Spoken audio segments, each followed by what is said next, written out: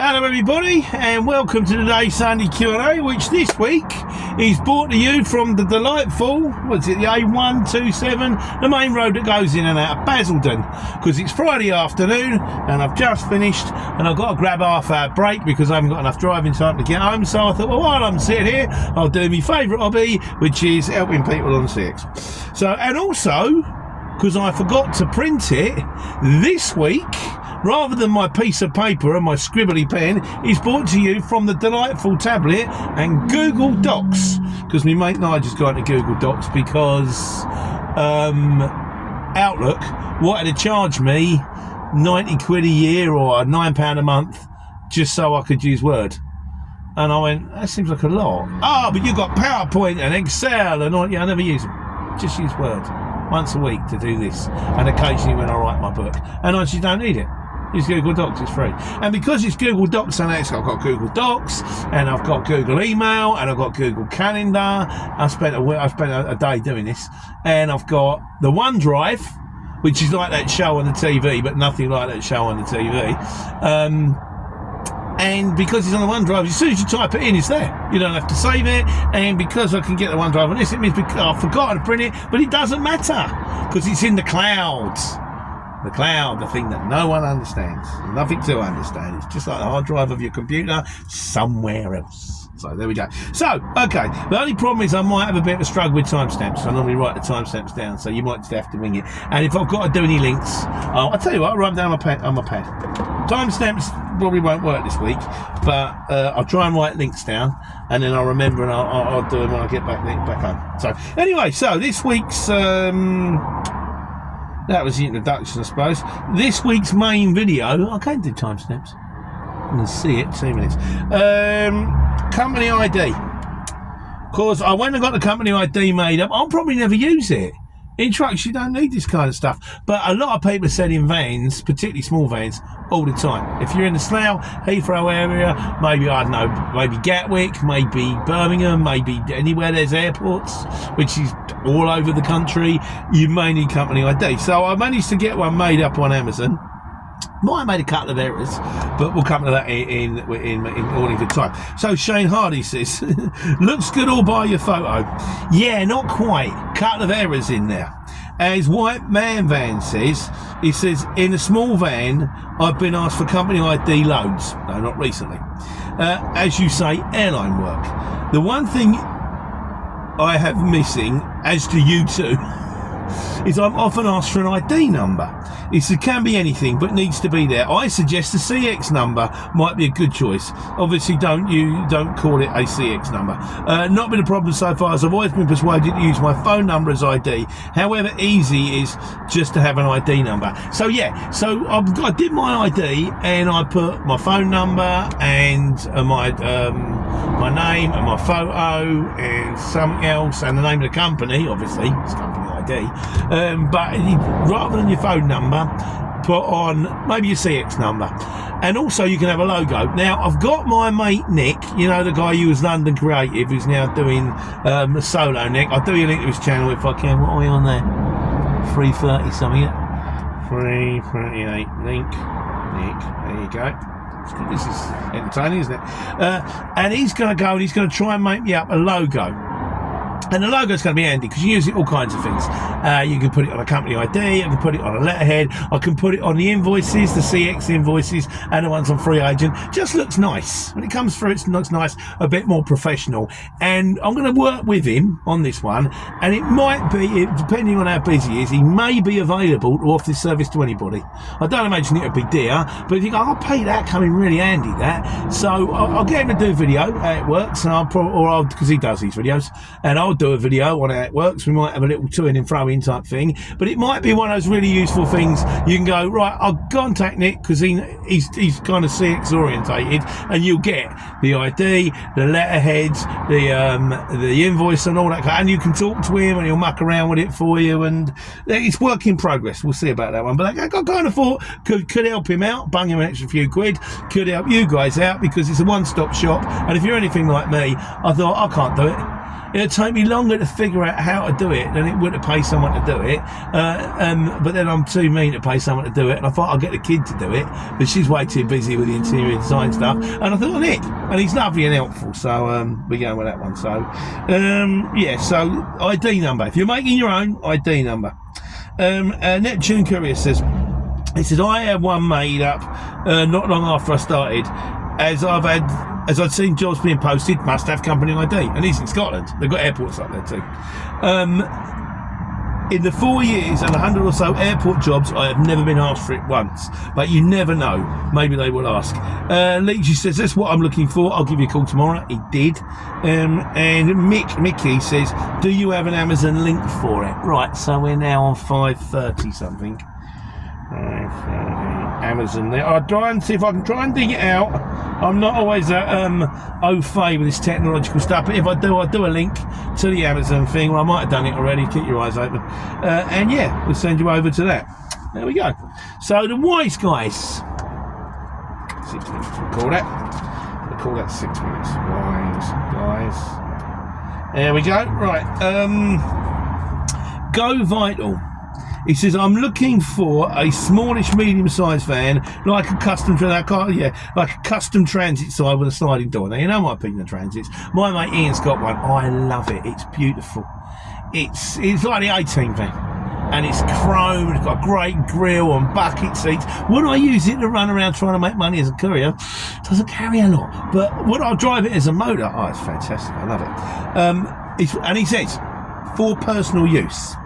But with that said, I've heard the wet belts engines are terrible and they go wrong. I think the wet belt, doesn't the belt that drives the engine also then go through kind of like an oil sump or something like that? Whose brilliant idea that was, I don't know. Just give it a chain. Give it a chain, it'll be fine. But whatever. He says, what are people's takes on the wet belt on the custom transit? What's the best option? Kind of new, but not. You want something kind of new, but not ridiculously expensive. So it might not be a custom. It might be a Vito. It might be one of them Renault things. Might be something else. He said it'll be a finance job, as I can't fork out 10 grand for a decent van outright. So if anyone's got any recommendations, Go Vital. Kind of look in the custom area. Maybe not a custom because of the wet belt thing. What would you recommend as a tidy little? I guess we're calling this medium wheelbase van that could work as a van and also you know that kind of as also as a car. And Godzilla says, he says, assuming this doesn't get squirreled away, mate, if your comments are disappearing, it's nothing to do with me. I don't know why. He said, I do wonder, after profits, truck versus Luton. After overheads, truck versus Luton. I was interested to hear the targets and the pricing, but can't help but think how I used to do it in a Luton. The first job was worth 70 to 100, aiming for it to be high, and then clear by 9 a.m. Looking for a second one, say 50 to 100, maybe 50, 75 miles, and then maybe a little local, 50 to 150, and that's the day over. My target. So a day target was 200 on a poor day, 250 plus overall. 300 to 400 wasn't unheard of. About the same for me. My target in a Luton was 250. I've had days where I could take 350, but I went some for that. That was early start, very late finish. I've had days where I've gone home on 100 quid. It is what it is, like, you know. But then, of course, I mean, this one makes a lot more money. But then, as I've said all the way along, lawyers are involved. You've got to pay to park it. Transport managers, 8 weekly inspections. There's a lot to it, like, you know. A fuel bill. My fuel bill 2 weeks ago was nearly £1,000. That big trip I went up to Scotland, waste of time. Not doing that again. It says the man who's actually going to Barrow in Furness on Monday with the machine. Anything coming out of Barrow in Furness Monday, let me know. I've got to come home. It said cost depend, but I'd say 3 tanks a week, so around 250, leaving around £1,000 after diesel. I guess that's a month to pay for everything else. So average downtime, I'd say, was about £600 a week after expenses. It's a living but not getting rich. I wonder how this compares to truck income outgoings. I'll try and drill into that one for you, and we'll come back to you on that one. Right, this is Godzilla's truck versus van. I'll get that one on the list of ones to do, and I'll try and drill into it. I mean, what else if we must have a competition, me in a lorry versus someone in a van. I'm going to lose, aren't I? Yeah, there we go. And Lee says, my mate Lee says, he said, because on the van thing, he says, I reckon a small van makes a very good profit. I've just downsized. I know he's got himself a small motor and he's loving it. He's got cruise control for the first time, can't believe it. I've just downsized from a short wheelbase to a small van. I'm charging the same per mile, but I'm getting around 60 miles per gallon, where my short wheelbase was only getting 40 miles a gallon. So from a strictly business point of view, it's a no-brainer. The only problem you've got with that is that one time where you've gone distance and you've got a job taking you back to your front door, but it's 1.2 metres and you've only got one. You're like, oh, but then swings and roundabouts on that score, isn't it? But he's loving his van. I'm pleased you're out there doing it. No thanks says, how much do the CX charge for subscription? I think it's round about £2,200 a year. I don't know if that's what I'm paying for the haulage exchange. We've now got to pay for that separate thing, the comparison bit, which nobody needs and costs money unnecessarily, but it's there. You've got to pay for it. I don't know if you can get it cheaper in a van, because I'm in a truck, I'm on a haulage exchange. It's about 2.2 I think we're paying at the moment. But if you get it across the 3 months, it works out at just over a monkey every 3 months. I'll put a link for a monkey so you know what that is. 11:13 link. Yeah. And when you bear in mind, that's what, 50 quid a week, tenner a day. Tenner a day. If you ain't out there, you ain't earning the tenner a day out of the jobs it pings at you, you're probably doing something wrong. That's the way I look at it, but then bear in mind that everything I say is wrong, or at least largely erroneous, and should be taken with a pinch of salt. Mikhail says, can you use the CX as a backup if you're not having regular customers? It's exactly what it's for, Mikhail. If you've got regular customers, the thing is, if you've got regular customers all the time and you don't need it often, you might want to start thinking, well, is it worth it? Because it ain't cheap. And if I only need a job here and there, I'm, all it's doing is paying for itself. I'm working to pay for the CX. But if backloads particularly, you might have regular customers that are sending you away, and you're coming home empty. That's the sweet spot. That's where you want it from. So, which leads us to miscellaneous. Would it help if I had a fresh bit of paper? I wouldn't have to keep flipping this over. I suppose you could leave it open, couldn't I? Miscellaneous.